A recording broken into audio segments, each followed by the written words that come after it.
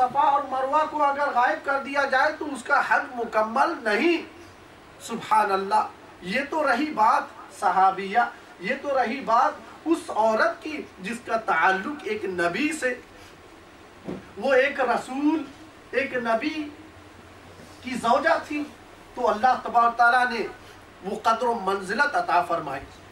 اور پھر دوسری طرف دیکھا جائے، جو لوگ کہیں کہ بھائی وہ تو درکنار، ہم انبیاء کرام کی بھی نسبت کو ہم یہ نہیں قبول کرتے، تو انہیں شرم آنی چاہیے، وہ اپنے زبانوں کو لگام انہیں لگانی چاہیے کہ آپ نبی اکرم صلی اللہ تعالی علیہ وآلہ وسلم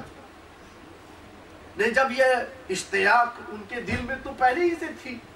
اور سیدنا عمر فاروق رضی اللہ تعالی عنہ کو تو اور زیادہ اشتیاق تھی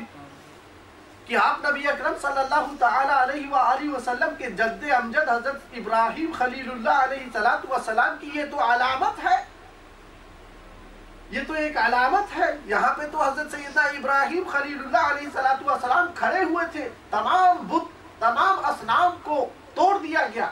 خانہ کعبہ سے نکال دیا گیا، خانہ کعبہ کو اسی طریقے سے پاک و صاف کر دیا گیا جس طریقے سے ابراہیم خلیل اللہ علیہ السلام نے خانہ کعبہ کے دیواروں کو بنا کے اسے صاف ستھرا کیا تھا۔ اور جب ایسا معاملہ آیا تو پھر انہوں نے دیکھا کہ یہ تو مقام ابراہیم ہے، اس کا تعلق تو بت کشی سے کچھ نہیں، اس کا تعلق تو پتلوں سے کچھ نہیں، اس کا تعلق تو شرک سے کوئی نہیں، اس کا تعلق تو تاریخ سے ہے، اس کا تعلق تو اللہ کی علامت سے ہے، اس کا تعلق تو عبرت سے ہے، اس کا تعلق تو نسبت سے ہے، اس کا تعلق تو وسیلے سے ہے، اس کا تعلق تو ابراہیم خلیل اللہ علیہ السلام سے ہے، اس کا تعلق تو آپ نبی اکرم صلی اللہ علیہ وسلم کے جد امجد سے ہے۔ تو یہ علامت اب چھوڑنے والی نہیں، اسے توڑنے والی نہیں، اسے توڑنے نہ دیا جائے۔ تو جب انہوں نے دل کے اندر یہ رکھی تو اللہ تبارک و تعالیٰ نے آپ نبی اکرم صلی اللہ تعالی علیہ وآلہ وسلم پر یہ پیاری آیت مبارکہ نازل فرمائی، ان الصفا واتخذوا من مقام ابراہیم مصلی۔ ہاں یقیناً عمر بن خطاب رضی اللہ تعالی عنہ کے دل کے اندر یہ جو بات ہے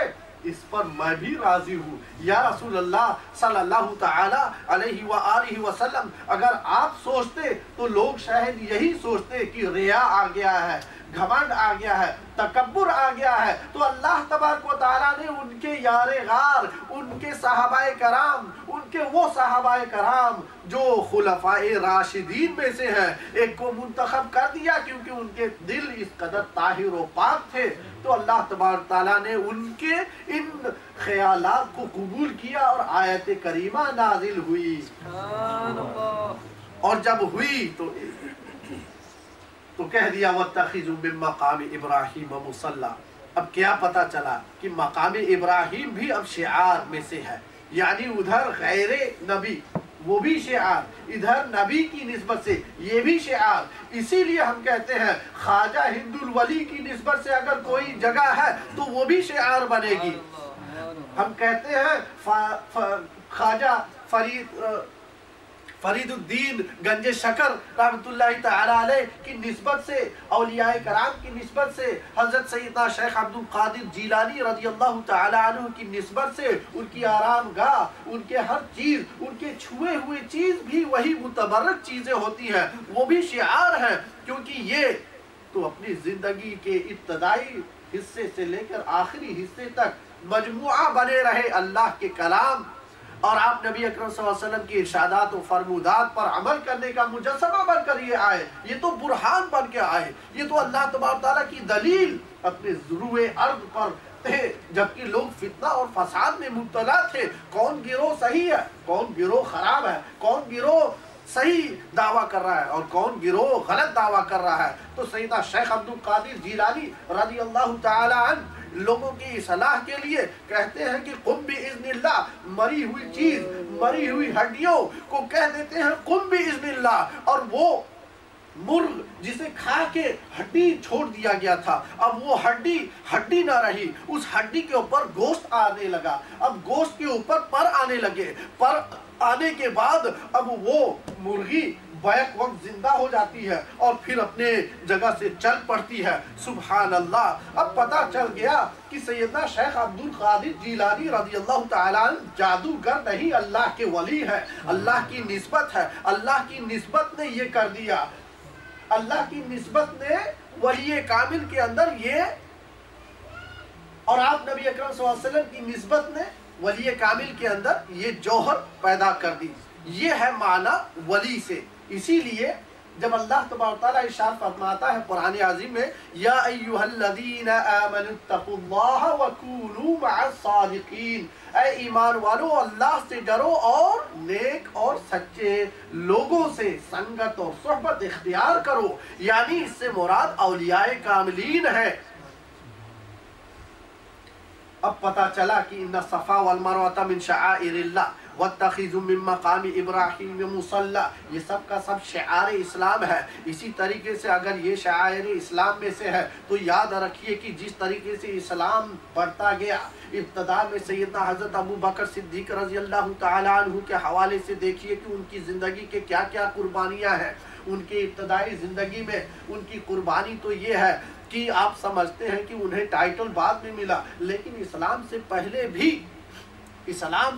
भी अजब क्वालिटीज, बेशुमार कैफियत के मालिक थे। नसब व शजर, तमाम चीजों को दकीक अंदाज में वो जानने की क्वालिटी रखते थे। और इसी तरीके से अगर दो गिरोह के दरमियान झगड़ा हो जाता और दोनों के दरमियान खून यानी दम अगर देना पड़ता तो सिर्फ और सिर्फ सैयदना हज़रत अबू बकर सिद्दीक़ रज़ियल्लाहु ताला अन्हु के हवाले वो पैसा किए जाते। अगर किसी और को पैसा किया जाता या हवाले किया जाता तो कबूल न किया जाता।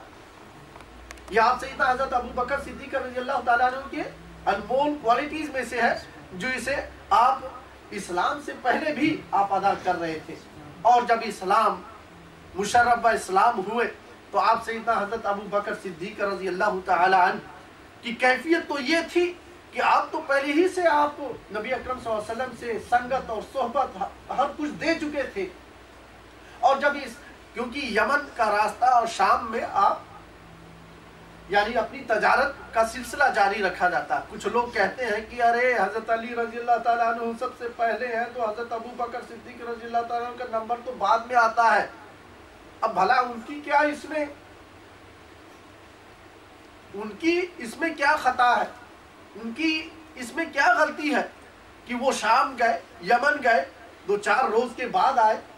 और जो ही आते हैं तो सबसे पहले खबर आप नबी अकरम सल्लल्लाहु ताला अलैहि व आलिहि वसल्लम के लेते हैं। और जो ही खबर लेते हैं तो सबसे पहले आप नबी अकरम सल्लल्लाहु अलैहि वसल्लम की निस्बत से अबू जहल और उसके गिरोह ने बातचीत की। क्या आपने सुना कि आपके इलाके में जो नबी अकरम सल्लल्लाहु अलैहि वसल्लम है, का नाम मोहम्मद है, उन्होंने तो नबूवत का दावा कर दिया है। यानी उनका लबे लुबाब जो गुफ्तगू है वो ये थी कि उन्हें मुतनफिर किया जाए। लेकिन सैयदना हज़रत अबू बकर सिद्दीक़ रज़ियल्लाहु ताला अन्हु पहले ही से अपना दिल दे बैठे थे और शक और शुबहात तक नहीं किया। सबसे पहले उन्होंने हाजिरी दी और खुद मुशर्रफ इस्लाम हुए। आप सैयदना हज़रत अबू बकर सिद्दीक़ रज़ियल्लाहु ताला अन्हु के हवाले से अगर देखा जाए तो जब एलान नबूवत का हुक्म हुआ कि या रसूलल्लाह सल्लल्लाहु अलैहि वसल्लम आप ऐलान फरमाइए, तो उस वक्त कुफारे मक्का और मुशरिकीन मक्का ने जवाब में पत्थरों की बरसाव की और बेशुमार वो चीज़ें जो तकलीफ देने वाली है उन तमाम चीज़ों से वो फेंकने लगे। तो सैयदना हज़रत अबू बकर सिद्दीक़ रज़ियल्लाहु ताला अन्हु की कैफियत ये थी कि अपने सर को, अपने जिस्म को आप नबी अकरम सल्लल्लाहु अलैहि वसल्लम के सामने, जिस तरीके से आजकल लोग फुटबॉल को बचाते हैं, इसी तरीके से आप नबी अकरम सल्लल्लाहु ताला अलैहि वसल्लम के सामने अपने जिस्म को रख देते ताकि पत्थरों के बरसाव آپ کے جسم پر پڑے اور نبی اکرم صلی اللہ علیہ وسلم کے جسم پر نہ پڑے۔ اور جب یہ حالت ہو گئی، ایک وقت آپ نبی اکرم صلی اللہ تعالی علیہ وسلم کے بچاؤ کے لیے آپ آئے، جبکہ کفار مکہ نے آپ نبی اکرم صلی اللہ علیہ وسلم پر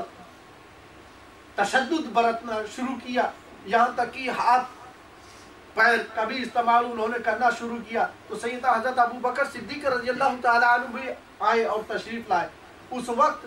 لہو لہان اس قدر ہوا کہ آپ سیدنا حضرت ابو بکر صدیق رضی اللہ تعالیٰ عنہ کی کیفیت یہ تھی، اتنا مار کھائے وہ، اتنا کفار مکہ نے مارا کہ سیدہ عائشہ صدیقہ رضی اللہ تعالیٰ عنہ ارشاد فرماتی ہیں کہ اگر بال ان کے سر پہ جو بال تھے اگر چھوئے جاتے تو وہ بال بھی اتر آتے۔ اس قدر آپ کے جسم مبارک پر ورم آیا ہوا تھا، تکلیف ہوئی تھی، اور جو ہی آنکھ کھلتے ہیں تو حضرت سیدنا ابو بکر صدیق رضی اللہ تعالیٰ عنہ کی زبان مبارک پر درد کی آواز نہیں، سب سے پہلے پوچھتے ہیں میرے حبیب، میرے نبی اکرم صلی اللہ علیہ وسلم کی کیا حالت ہے، وہ کیسی کیفیت ہے۔ ارے ایسا صحابی ملا، ایسا یار غار ملا جس نے اپنا سب کچھ تن من دھن قربان کر دیا آپ نبی اکرم صلی اللہ علیہ وسلم کے قدم مبارک پہ۔ یہ ہے کیفیت آپ سیدنا حضرت ابو بکر صدیق رضی اللہ تعالیٰ عنہ کی۔ پھر اس حوالے سے آپ نے بے شمار بار یہ سنا ہوگا، آپ سیدنا حضرت ابو بکر صدیق رضی اللہ تعالیٰ عنہ کا آپ نبی اکرم صلی اللہ علیہ وسلم کے ساتھ سفر اور ان کے غلام کا سفر غار ثور میں ہوا۔ غار ثور تک آپ گئے، اور وہ غار ایسا غار کہ آپ سیدنا حضرت ابو بکر صدیق رضی اللہ تعالیٰ عنہ بہت اچھی طرح جانتے تھے کہ یہاں پہ سانپوں کا ڈھیرا ہے۔ اس سانپوں کے ڈھیرے میں جگہ جگہ سانپ تھے، مضر سانپ، یعنی کہ عام سانپ نہیں بلکہ بہت ہی مضر سانپ۔ وہاں پہ بھلا انسان کہاں جایا کرتے تھے، اور سانپ کو اگر موقع مل جائے اور ڈس دے تو وہ ایک ہی ڈس پہ موت یقینی ہو جاتی ہے۔ تو آپ سیدنا حضرت ابو بکر صدیق رضی اللہ تعالیٰ عنہ کا ادب دیکھیے۔ سب سے پہلے آپ نبی اکرم صلی اللہ علیہ وسلم کو ایک جگہ بیٹھاتے ہیں اور خود تشریف لے جاتے ہیں، اس غار کی صفائی کرتے ہیں اپنے ہاتھوں سے، اپنے کپڑوں سے، اور اپنے کپڑوں کو پھاڑ کے ان سوراخوں کو بھرتے ہیں جہاں امکان موجود تھا کہ سانپ یا کوئی ایسی چیز جو مضر ہے نکل نہ آئے، کہ میرے نبی اکرم صلی اللہ علیہ وسلم کو کوئی تکلیف نہ پہنچ جائے۔ یہ تو آرام کرنے کے لیے جگہ ہے، وہ آرام کریں گے اور ایسی مضر چیز ان کو نقصان پہنچائے گی۔ تو کپڑے پھاڑ پھاڑ کے ایسے سوراخوں میں انہوں نے بھر دیے، یہاں تک کہ آپ نبی اکرم صلی اللہ تعالی علیہ وآلہ وسلم اس غار میں تشریف لے کر گئے۔ یار غار کے ساتھ آپ نبی اکرم صلی اللہ علیہ وسلم نے ان کے زانوے مبارک پر اپنے سر مبارک رکھے، اور آپ نبی اکرم صلی اللہ علیہ وسلم سو گئے، آرام فرمانے لگے۔ آئے ہائے، یہ کتنی پیاری ایک نسبت تھی۔ لوگ تو تڑپتے تھے کہ آپ نبی اکرم صلی اللہ علیہ وسلم کے جسم مبارک سے ان کے ہاتھ مبارک لگ جائیں، اور یہاں آقائے نامدار حبیب پاک آمنہ کے لال روحی فدا جناب احمد مجتبیٰ محمد مصطفیٰ صلی اللہ تعالی علیہ وآلہ وسلم کے سر مبارک آپ کے زانوے مبارک پر آرام کر رہے ہیں۔ یہ کتنی بڑی معراج۔ حضرت سیدنا علی رضی اللہ تعالی عنہ ارشاد فرماتے ہیں کہ جب آپ کا سر مبارک ان کے پیر مبارک پر آرام کر رہے تھے اور اس وقت وحی نازل ہوئی تو انہیں ایسی شدید